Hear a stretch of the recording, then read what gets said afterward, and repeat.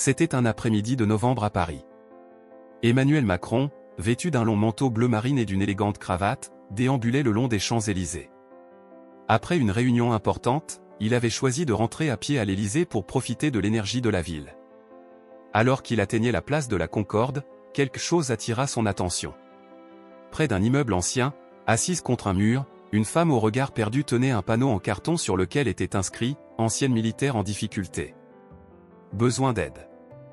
Ses vêtements étaient usés, ses mains tremblaient sous l'effet du froid mordant de novembre. Macron s'arrêta net. Ignorant la foule qui l'entourait, il s'approcha doucement. Les passants le regardaient avec curiosité. « Madame, dit-il d'une voix douce, quel est votre nom ?» Surprise, la femme releva la tête. Elle ne s'attendait pas à ce que quelqu'un, encore moins le président de la République, s'adresse à elle. « Thérèse, répondit-elle hésitant. « Thérèse Moreau. » Macron s'agenouilla devant elle. « Vous êtes une ancienne militaire ?»« Oui, monsieur le président, murmura-t-elle. J'ai servi dans l'armée pendant 10 ans. J'ai été blessé en mission à l'étranger, et depuis, tout est devenu compliqué. » Macron hocha lentement la tête, absorbant ses paroles. « Vous n'avez personne qui puisse vous aider? Un logement, une famille ?» Les yeux de Thérèse s'embuèrent. « Non. Mon appartement, je l'ai perdu il y a plusieurs mois. J'ai essayé de m'en sortir, mais sans succès. » Un silence s'installa entre eux. Macron sentit une poigne invisible lui serrer le cœur.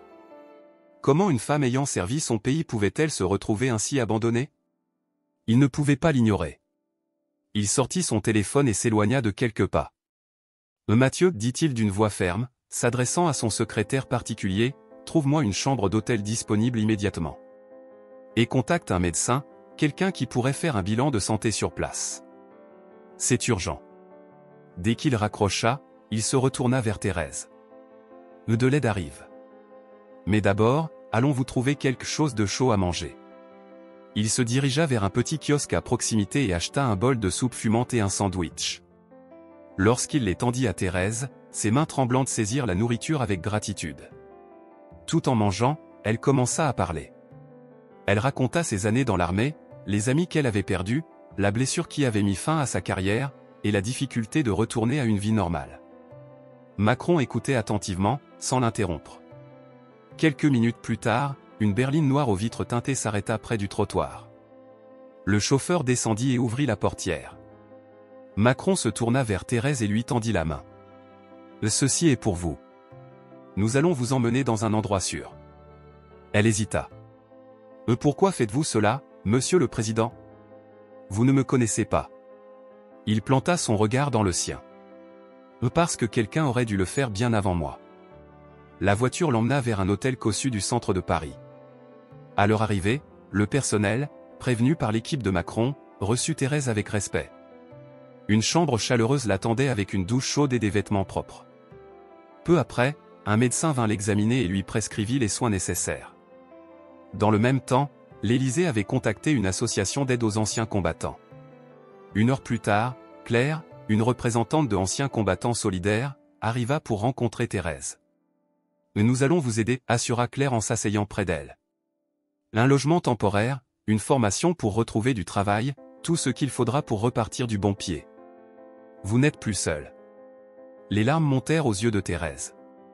Elle se tourna vers Macron, qui observait la scène en silence.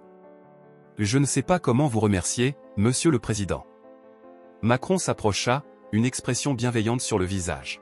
« Vous n'avez pas à me remercier. Vous avez déjà tant donné à ce pays. » Le lendemain matin, un avenir différent s'ouvrait à Thérèse.